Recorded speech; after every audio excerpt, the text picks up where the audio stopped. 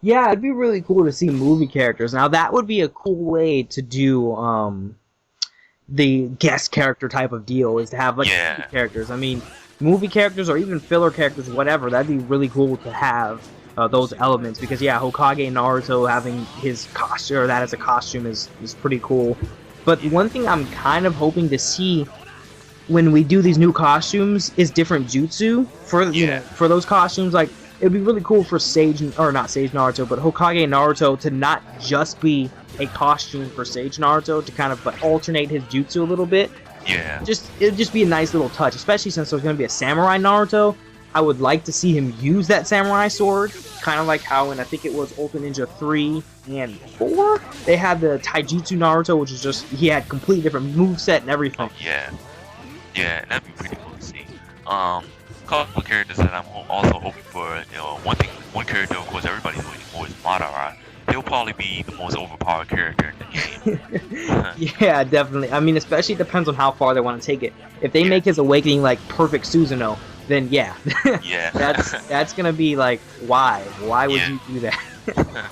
And like for the story, from the look of it, they said the prologue of the game is gonna be the Nine Tails invasion, and then after that they're gonna go to into the Kage arc. One thing I'm holding about that is like the battle between Sasuke, Taka, and the whole Taka team versus the Kages and the Kage Summit.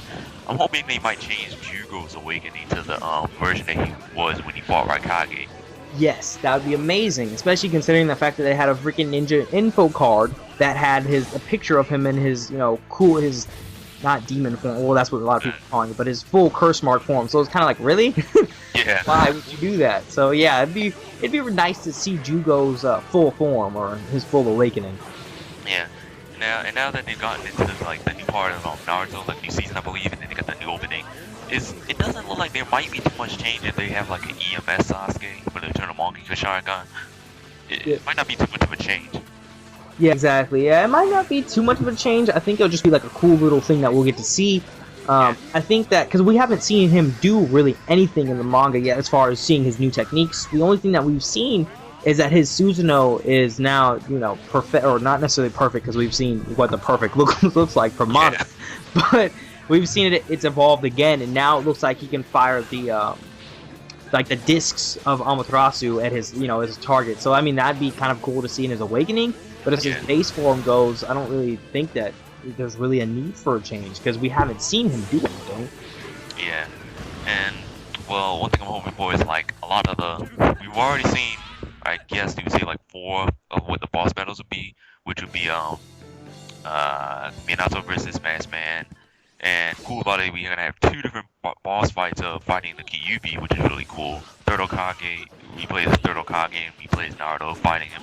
And of course, possibly Naruto versus Sasuke, and hopefully a lot of those big fights will be boss battles. Yeah, definitely. I think that we'll see a lot of cool boss battles. I love the fact that the Storm 2 boss battles are returning, and because in some ways the boss battles in Storm 2 were more epic than what we actually saw in the anime and read in the manga. I mean, that was probably the biggest thing that I loved about Storm 2, was that fight with Naruto and Sasuke. It was so much better than what was in the anime, because in the anime and the manga, it wasn't even a fight. It was just kind of like, Sasuke's here, he's kicking everybody's ass, and now he's leaving. Yeah. So I think it's gonna be really cool to see these boss battles, and it looks like the cinematics are just gonna be amazing. Yeah, I'm pretty glad that they're not just doing the story by like having them set by different characters, like 10 or 11 different stories like how they did Generations. Because in my opinion, the story in Generations sucked. Yeah, I agree. Yeah, I mean, it was anything but a story mode game. It was like it was a classic, just go beat stuff up, and here's the narration. We're gonna skip over some of these important facts. If you haven't watched the series or read the manga, then sucks to be you. Yeah. And People say like basically a lot of people saying that Generations was basically it was basically just a beta test just to get people hyper for the next game that's coming out, which ends up being Storm 3. And they say Generations season 2 were pretty much just focusing more on the combat and online as far as things go. So that's probably why the story turned out as the way it did. oh yeah, it's more like they were saying, okay, let's test out and see what everybody's gonna like, what we can put in for Storm 3 to advance the online perspective. Because if you think about it, it's really a smart way to do it, because then they pretty much have the thing that a lot of people bitch and complain about worked out. You know, they've already tested it. They know what we don't like and what we do like. Now they can just focus on the story, which, generally speaking, when they put some work into it, there's no complaining. You know, Yeah. they can focus on what they probably like to do most. You know, and just Yeah. make tweaks to the online. Yeah.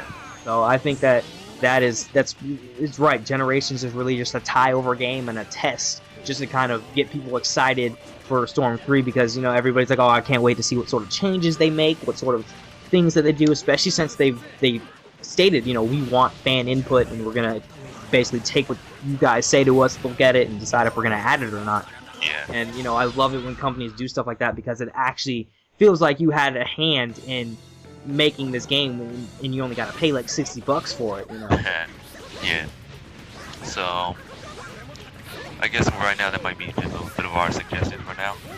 Yeah, I guess that's gonna be just about it. We'll definitely be doing more videos in the future, just different discussion videos. So it'd be awesome if you could just subscribe to either of our channels. Like I said, I'll have links on both of our channels somewhere around the video, either in the little ending, the description. It'll be there somewhere. You can't miss it. Anyway, guys, I'm Susano'o. Thanks so much for watching, and thanks for all your support. I'm out. Peace.